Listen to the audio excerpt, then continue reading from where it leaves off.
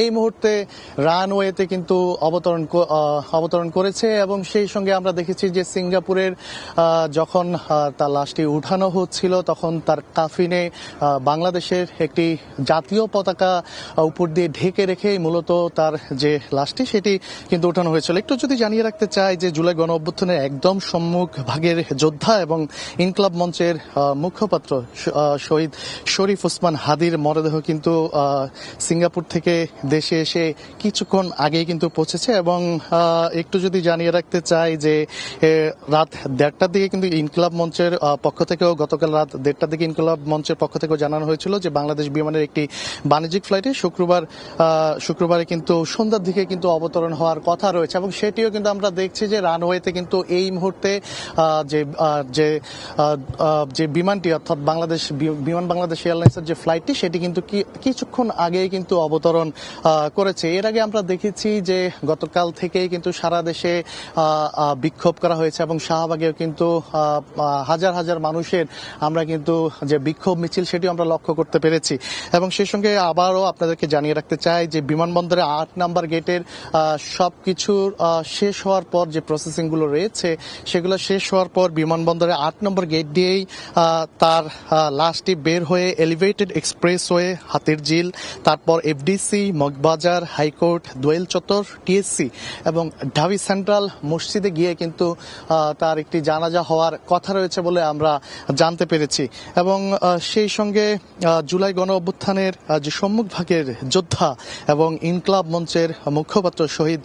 শরীফ ওসমান হাদির মরদেহ কিছুক্ষণ আগেই এই যে হজরত শাহজালাল আন্তর্জাতিক বিমানবন্দর সেখানে এসে কিন্তু অবতরণ করেছেন এবং এই বিমান বাংলাদেশ এয়ারলাইন্সের ফ্লাইট BG585 সিঙ্গাপুরের চাঙ্গি আন্তর্জাতিক বিমানবন্দর থেকে স্থানীয় সময় বিকেল 4:03 আর ঢাকার সময় যদি আমরা বলি যে দুপুর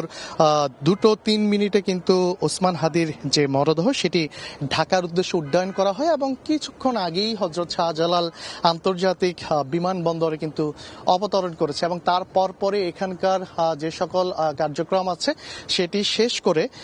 বিমানবন্দরে 8 নম্বর গেট দিয়ে এলিভেটেড এক্সপ্রেস হয়ে হাতিরঝিল সড়ক হয়ে এফডিসি, মগবাজার, হাইকোর্ট, দোয়েল চত্বর এবং টিএসসির হয়ে ঢাবি সেন্ট্রাল যে মসজিদ রয়েছে সেখানে তার লাশ নিয়ে যাওয়া হবে। ইতিমধ্যে আপনারা জানেন যে শাহবাগে গতকাল থেকেই কিন্তু অনেকেই অবস্থানকারীরা কিন্তু সেখানে অবস্থান নিয়েছেন এবং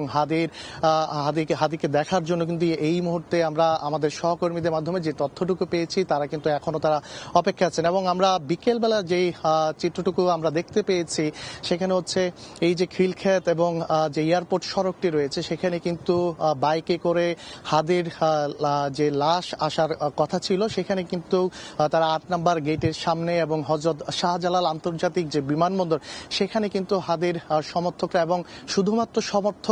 সমর্থক নয় সাধারণ মানুষও কিন্তু সেখানে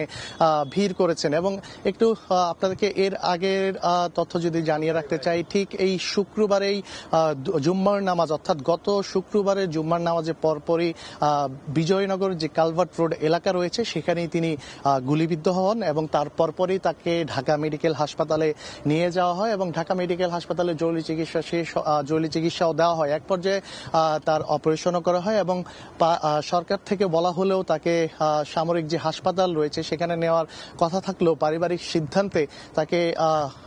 এভার কেয়ার যে হাসপাতাল অর্থাৎ রাজধানীর বসুন্ধরায় যে এভার কেয়ার হাসপাতাল সেখানে তাকে নিয়ে যাওয়া হয় এবং তার কয়েকদিন পরেই তার উন্নত চিকিৎসার জন্য তাকে সিঙ্গাপুরের একটি হাসপাতালে নিয়ে যাওয়া হয় এবং সেখানেই তিনি গতকাল রাতে চিকিৎসাধীন অবস্থায় কিন্তু শেষ নিঃশ্বাস ত্যাগ করেন এবং তার পরপরই বাকি সেখানেও কিন্তু তার একটি জানাজা হওয়ার কথা ছিল। আমরা যেটি জানতে পেরেছি সেখানে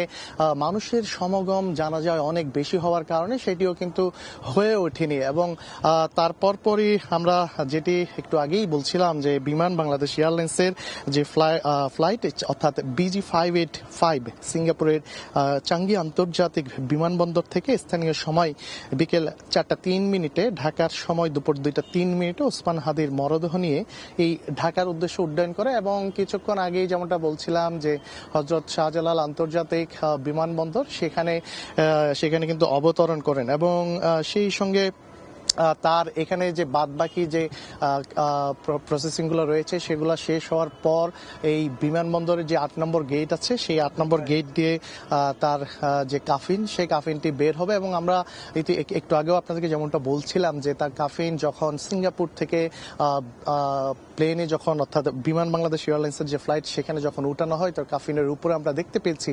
যে জাতীয় পতাকা অর্থাৎ বাংলাদেশের একটি পতাকা সেটি দিয়ে ঢেকে রাখা হয়েছিল এবং তার পরপরই যে কার্যক্রম সেটি শেষ করে